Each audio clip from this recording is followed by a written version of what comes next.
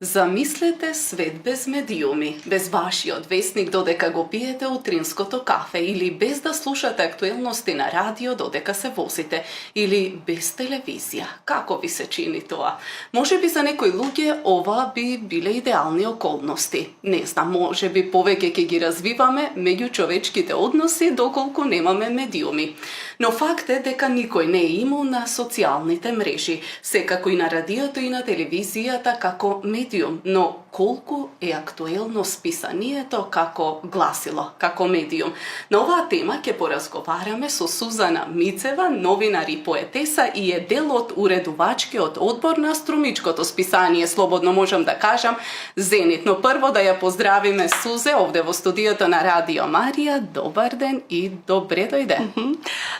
Добар ден, добро ве најдов. Благодарам за поканата. Загатна на вистина големи прашања во својата најава данче, меѓутоа неверојатно ни треба време и можеби временска дистанца да се одделиме од медиумите за да сватиме каков ќе биде животот без нив, иако ние кои што ги живееме на некој начин, не можеме да го замислиме. Така, навистина ми е мило што денес си заедно со нашите гледачи, со нашите слушатели и уште помило ми е што во фокусот на нашиот разговор ќе биде една таква тема, списанието како медиум, со посебен осврт на Зенит. Првото прашање е како дојдовте на идејата да издавате едно списание како Зенит, кој е негова уметност, литература, култура, така. Данче, во историјата на Зенит е поврзана со многу наши лични приказни. Зенит се роди како идеја, како резултат на едно топло пријателство кое што го негуваме неколку книжевници, неколку љубители на литературата во Струмица, на тие некои заеднички дружења со професорката Ана Витанова-Рингачева, со критичарот Далибор Плечик, со поетот Никола Мачиров, потоа со Иван Котев, нашиот познат фолклорист, па професорот во пензија Васил Дрвошанов. Свативме дека Струмица има толку многу луѓе кои што се посветени на оваа област, на книжевноста, на литературата, на науката, но немаат своја платформа на која што би ги објавувале, односно која што би ги поддржувала нивните дела. И тие ни ја наметнаа како поискусните се разбира, ја наметнаа како потреба и всушност како некоја идеја која што тие ја негувале долги години, можеби и децении, но ете не се случил моментот да се реализира.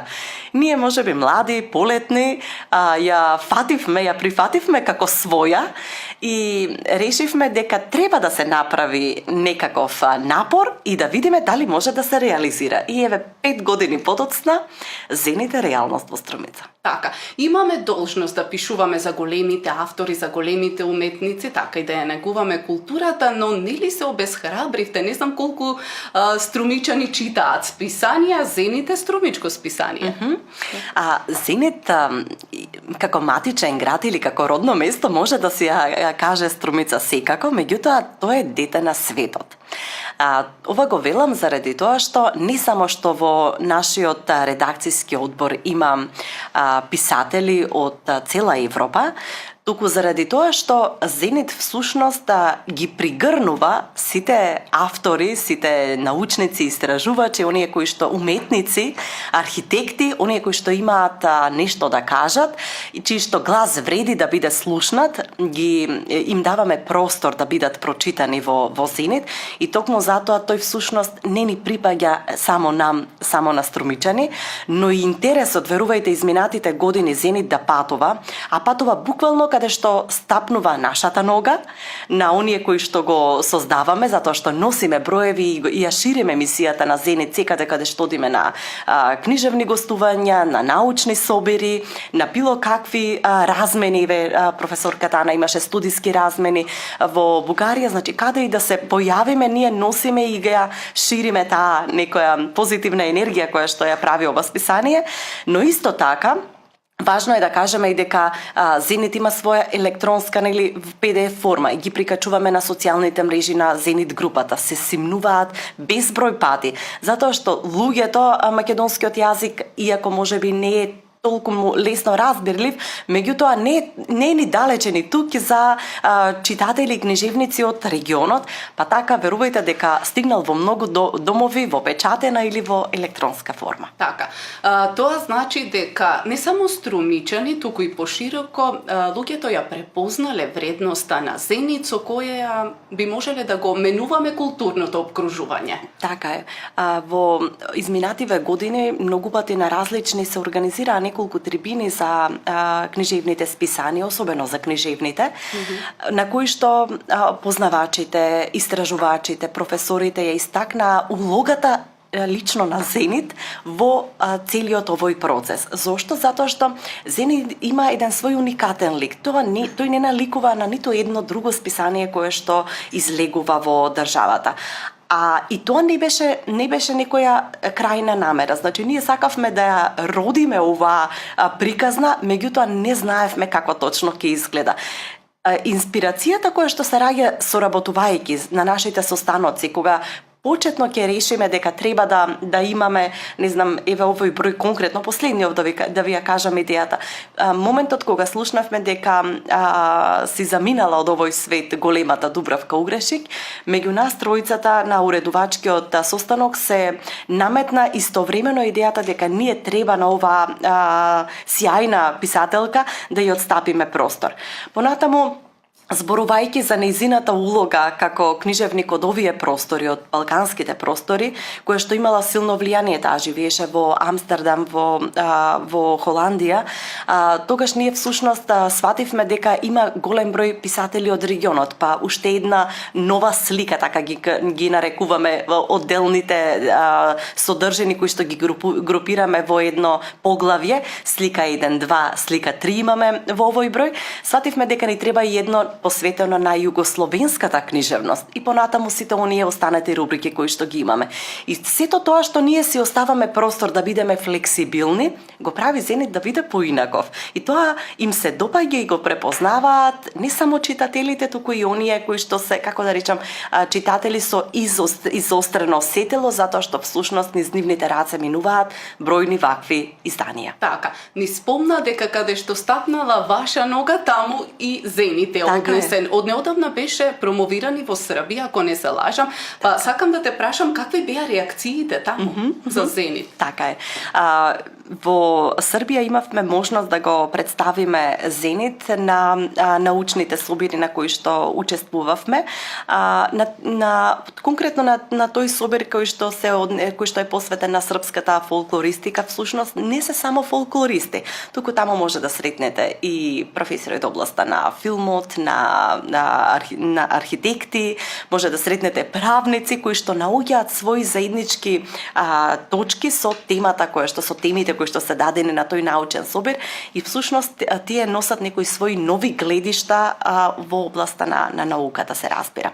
Меѓутоа, бидејќи имаат простор на кој што се промовираат новите изданија, кои што ги издало, например, Сдружение на фолклористи, ние контактиравме претходно со нив и ги замоливме дали можеме во програмата да го ставиме и промоцијата на ова книжевно списание, кое што во својата или во своите корени на некој начин има сместено и науката, затоа што објавуваме и научни текстови. Беа пресрекни затоа што на некој начин ја збогатуваме програмата, на друг начин правиме посилни врски помеѓу учесниците на собирот, затоа што разменувајќи вие идеи, разменувајќи ги своите искуства, се запознавате многу подобро и се отвораат патишта за поинаква соработка. Така, нивните реакции беа навистина позитивни. И од последната промоција во Србија досега ние веќе имаме текстови кои што стигнале од учесниците на собирот, кои што имавме препораки за автори кои што ги преведуваат, да речеме, во Србија, така што таа мрежа на соработки многу се шири и се зацврстува со едни такви случувања, обидот да се промовира списанието и надвор од државата. Така. Јас редовно ги добивам сите броеви на Зенит, па имате посветено Зенит на Блаже Коневски, така на Горан Стефановски, па прашањето е зошто е важно Зенит да обстојува? Зенит всушност Обстојува, јас мислам дека тој си постои како посебен ентитет и мислам дека ќе обстои дури и да не сме ние, затоа што оваа приказна им стана блиска на многу струмичани и на многу книжевници и уметници во Македонија и мислам дека во моментот кога некој од нас би снеможел, дека ќе се најде некој друг што ќе подаде рака. Зошто е важно? Исклучително е важно заради тоа што им даваме простор на младите и надежни автори. Тоа се луѓе кои што се преталентирани и кои што можеби во поинакви услови не би добиле можност во вистинско време или што побрзо да бидат прочитани, да бидат објавени, макар во списание, нели, не во лични своји книги. И затоа сметам дека тој на младите автори им е нужен и насушен. Од друга страна пак, Зенит е тестамент на сето она актуелно, но и на сето она кое што ние не треба да го заборавиме. И токму затоа во него се собрани не само актуелни автори, се навраќаме и на како на Блаже Конески, се навраќаме на авторите кои што се неодминливи и на кои што ние секогаш ќе треба да им ја симнеме, нели, таа имагинарна шапка и да им кажеме дека без нив нашето и литературно и културно поле нема да било исто и дека тие всушност се вградиле во нашиот идентитет и во нашата култура. И токму затоа мислам дека Зенит сето тоа го прави ненаметливо, го прави инстинктивно, но на земјава и е потребен. На нашата генерација и е потребен. И мислам дека, сега гледаме дека и нашите современици, луѓето кои што треба да го прифатат и да го признаат, тоа го прават и им сме благодарни заради тоа и на Општина Струмица и на Министерството за култура и на сите институции каде што е отворена вратата за Зенит, без разлика дали да биде промовиран, дали да биде присутен, па да им биде достапен на читателите кои што би поминале. И заради тоа сметам дека не само што ние сметаме, туку уште поважно се согласуваат и луѓето од ова опкружување дека Зенит не е на сите важен. Така, важен е Зенит затоа што гласно зборува за важни работи. Па сигурно не ви е лесно да ја направите селекцијата и на кој ќе го посветите следниот број. Досега не сме имале кој знае колку големи дилеми, заради тоа што, например, во годината кога си замина Горан Стефановски, ние знаевме дека не може да не биде Зенит со ликот на Горан Стефановски и во тоа се согласи и нашиот илустратор, креаторот на кориците на Зенит, почитуваниот Ване Косторанов, без кој што ова списание нема да го има овој лик толку посебен, толку креативен. И всушност тој од една унифицирана корица која што имаше на почетокот Зенит, реши дека треба да одиме во една поинаква персонализација, односно да му дадеме лик лик на некој од нашите значајни уметници. Понатаму Блаже Коневски имавме обележување на 100 годишнината од неговото раѓање. Тоа се ликови кои што вие не можете да ги одминете и едноставно сметавме дека носејќи, красејќи ги насловните страници на Зенит, всушност ние ставаме многу поголем акцент на не само на нивната работа, туку и на она како ние како генерација сега се однесуваме кон она што тие го работеле, кон нивниот и личен и професионален живот. И верувајте, не е едноставно да се направи селекција, затоа што пристигнуваат на вистина голем број на текстови, без разлика дали се авторски, литературни, научни, стручни, дали се некакви рецензии, меѓутоа се што е она квалитетно ние наоѓаме начин да го вметнеме, ако не во овој, тогаш тематски или гледаме дека тематски ни се сами креираат, ни се поклопуваат текстовите, тогаш ние оставаме за следен број, па ги контактираме авторите да знаат дека во некој од следните Зенити нивниот текст ќе биде објавен, затоа што не сакаме да ги изневеруваме луѓето кои што сакаат да соработуваат и про боно го донираат својот текст, затоа што ние не даваме надокнада финансиска затоа што тие ги испраќаат своите текстови и сакаме да знаеме дека го вреднуваме тој труд кој што го дават, затоа што без квалитетните текстови Зенит нема да го има тоа значење и нема да има оваа вредност. Така. Спомнавме за насловната страница, како се одлучувате што ќе има на следниот број. Сега би сакала да го разлистиме малку списанието. Ни спомна во текот на разговорот дека го делите на слики. Така. Кога се сеќавам на едно опуштено кафе помеѓу мене, Далибор и Ана, кога зборувавме како сакаме да изгледаат рубриките во списанието, сите бевме едногласни дека не сакаме да наликуваат на оние кои што веќе постојат во постоичките списанија, дека сакаме да биде нешто интересно.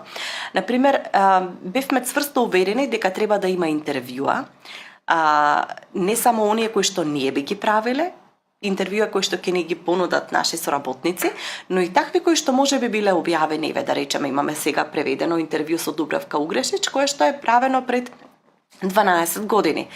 Ние сакаме да ги имаме тие разговори затоа што живите разговори откриваат многу за авторите, многу за ликовите, многу за луѓето со кои што вие ги читате можеби како писатели или ги читате како поети, но кога го слушате нивниот или го читате нивниот жив говор, сваќате всушност со каква личност вие сте биле соучени читајќи го и како автор.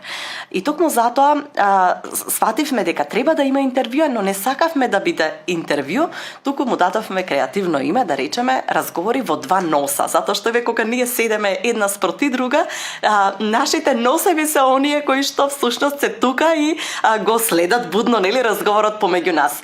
Или понатаму кога имавме дилема за тоа како треба да биде насловена рубриката за авторите од Македонија, решивме дека тоа треба да биде Гуна. Гуна е една наметка, крзнена, нели? Тоа е стар збор македонски и на тој начин оддадовме почит на нашето наследство, на нашата култура, а од друга страна ја модернизиравме затоа што ја ставивме во еден современ контекст. И на тој или на пример врските кои што ги градиме, преведувајќи ги авторите од странство или повикувајќи ги тука, затоа што имаме и такви случаи кога некој автор што бил застапен од страна дошол и бил гостен во Струмица, па снимале книжевен разговор со него, книжевно представување, и дека тоа се всушност многу важни мостови, но за да има или патувајќи ги патуваат и нашите читатели преку овие текстови, и токму затоа таа рубрика е пруга, затоа што е патот по кој што, нели, книжевноста патува. И така ние свативме дека рубриките треба да бидат оригинални, да ја зачуваат таа некоја, нели, форма, меѓутоа во некоја нова облика. А сликите ни беа исто така важни затоа што кога почнавме да ги класифицираме, например, да имаме посветен дел на некој автор, како на Горан Стефановски, тоа беше првата слика на Зенит. Сликата во која што зборуваме за Горан Стефановски. А кога ги имавме останатите рубрики, тоа ни беше веќе слика 2, во која што ги имаме првично осмислените рубрики на Зенит. И овој број прв пат имаме трета слика, затоа што, како што спомнав, имаме посебен дел посветен на југословенските автори. Така, верувам дека многу наши гледачи и слушатели сакаат веќе да го разлистат Зенит и мора да им кажеме каде да го побараат. Зенит пред се стигнува, најпрво имаме броеви со кои што сме обврзани, ги доставуваме до Министерството за култура, односно до Универзитетската и Национална библиотека. А понатаму имаме одреден број на списанија кои што ги доставуваме и до општина Струмица како наши поддржувачи, односно оние кои што се грижат Зенит да може да се отпечати секоја година. Понатаму списанија мора да стигнат до сите оние кои што испратиле своји текстови и тоа е една наша активност која што ја правиме во периодот кога ќе го добиеме печатеното издание. Има голем интерес за списанието и оние кои што сакаат да набават свој Зенит, оставаме неколку броеви во литературното кафе Метаноја во Скопје. Голема благодарност за сопствениците затоа што тие самите се понудија, сваќајќи дека поминуваат многу луѓе и го бараат Зенит, а Зенит го нема во слободна продажба и токму затоа оставаме броеви кои што можат да се набават во Скопје. Во Струмица се уште немаме место, но и размислуваме и можеби и во некој друг град убаво е да го има затоа што интересот е навистина голем, но секој оној кој што е навистина страствен љубител на списанието, верувајте дека нашол начин да дојде до списанието затоа што ние со голема љубов ќе испратиме на сите оние кои што им значи да имаат едно вакво списание во својот дом. Така, слушајќи ја Сузе, нашиот заклучок на крајот од разговорот е дека и тоа како списанието е актуелно гласило, односно медиум. Сузе, благодарам за убавиот разговор. Ви благодарам за ова топло добри дојде. Се надевам дека ќе имаме можност да се видиме во некоја следна прилика со нов Зенит. Така, ве очекуваме. Благодарам уште еднаш. Драги гледачи, драги слушатели, тоа беше разговорот со Сузана Мицева, новинар и поетеса. Зборувавме за списанието Зенит.